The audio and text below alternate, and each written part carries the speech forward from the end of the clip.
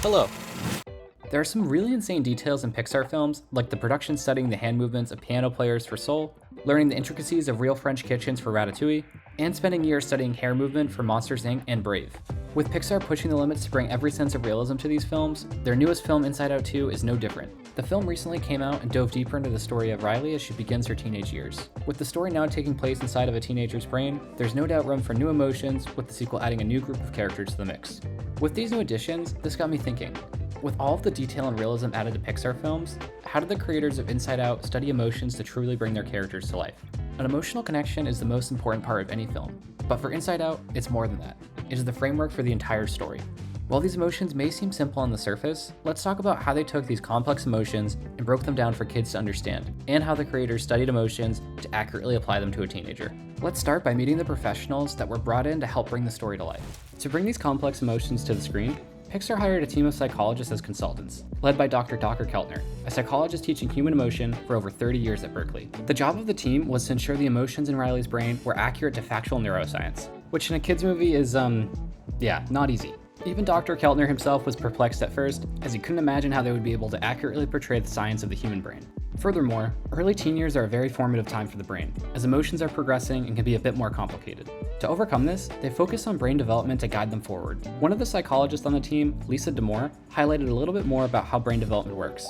Prior to the teenage years, kids can't always think outside of their own perspective or imagine different scenarios. However, as their brain develops, they can start to see themselves from an outside view.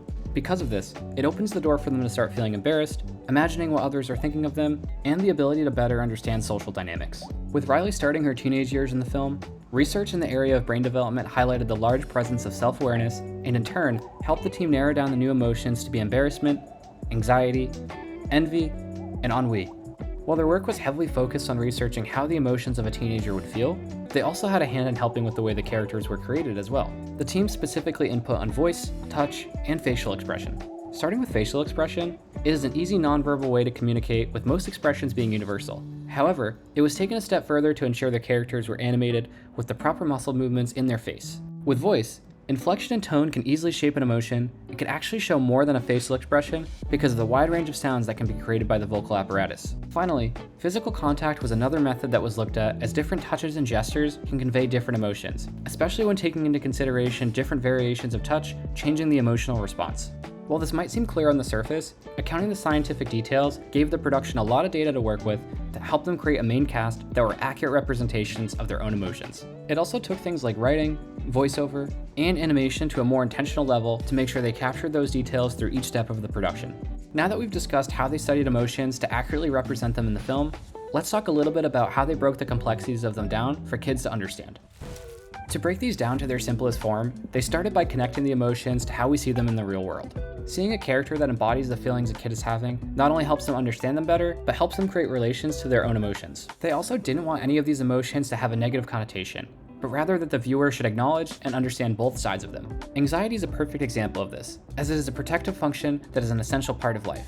But still, many view anxiety as a negative. To overcome this perception, they showed that while there is an anticipation of things going wrong, it ultimately helps us analyze, course correct, and make more intentional decisions. They took the same approach with embarrassment. While it can feel uncomfortable, it also helps reinforce learning and allows us to understand what made us feel the way we did so we can approach it differently in the future. With envy and ennui, they went with a similar strategy to see two different versions of it. While envy is typically seen as the more malicious side of the emotion, there is also a side where envy can push someone to work harder at something and has beneficial qualities to reach a reward. Since ennui is boredom, they showed the positive side of disengaging can lead to creativity, and that boredom helps you understand what is important or interesting to you. So with all of the studying of emotions and breaking them down for simplicity, what does this mean for us as the audience? The team felt that showing both the positive and negatives of the emotion would encourage families watching to foster discussion. In an interview with Time, Dr. Keltner said the following: "I truly believe the moment you accept your emotion is the same moment it stops being terrifying. It's accepting that emotions are a natural human response and that it's okay. Feel your emotions, embrace them, and fully understand them." While we see this with Riley throughout the film, it reminds us that we are all human and that emotions are the framework of who we are. If it's not already extremely obvious, I am not a psychologist. I just really like filmmaking.